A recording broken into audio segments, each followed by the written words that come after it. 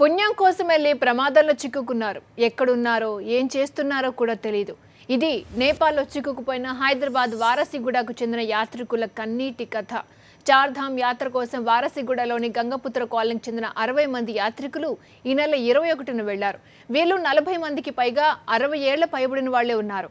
అందులోనూ ఎక్కువ మంది మహిళలే. యాత్రలో భాగంగా నిన్న నేపాల్లోని పశుపతి ఆలయంలో దైవ దర్శనం చేసుకున్నారు.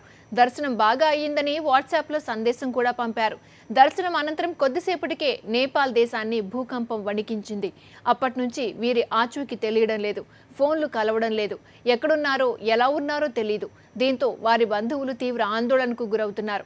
తమ వారు సురక్షితంగా రావాలని, అందుకు ప్రభుత్వం తగిన చర్యలు తీసుకోవాలని వేడుకుంటున్నారు.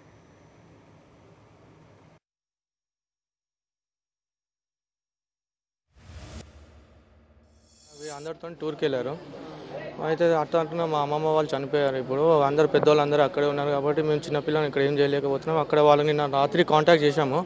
రాత్రి కాంటాక్ట్ చేస్తే వాళ్ళు అంటున్నారు ఇక్కడ వెళ్ళడానికి కూడా ఛాన్సెస్ లేవు, రోడ్ మొత్తం బ్లాక్ చేసేసారు, ఎవరికి వెళ్ళే ఛాన్సెస్ లేవు అని చెప్తున్నారు. అది కొద్దిగా ప్రాబ్లం ఉంది మాకు ఇక్కడ. మేము గవర్నమెంట్ రిక్వెస్ట్ చేస్తున్నామంటే వాళ్ళు ఏమైనా ఫ్లైట్లో ఏమైనా పంపిస్తే మాకు ఇక్కడ కొంచెం క్లియర్ అయిపోతుంది మాకు కూడా అనేది. మేము చిన్నపిల్లలం ఉన్నాం కాబట్టి, పెద్దవాళ్ళందరూ అక్కడే ఉన్నారు కాబట్టి అదొక రిక్వెస్ట్ చేస్తున్నాం గవర్నమెంట్. తిరుపతి టెంపుల్కి దర్శించుకున్న తర్వాత మాకు వాట్సాప్లో మెసేజ్ పెట్టడం ఏం జరిగిందంటే మేము దర్శనం చేసుకున్నాం, బయలుదేరుతామని చెప్పారు. కానీ ఈ దర్శనం అయిన తర్వాత ఈ యొక్క దుర్ఘటన జరిగింది.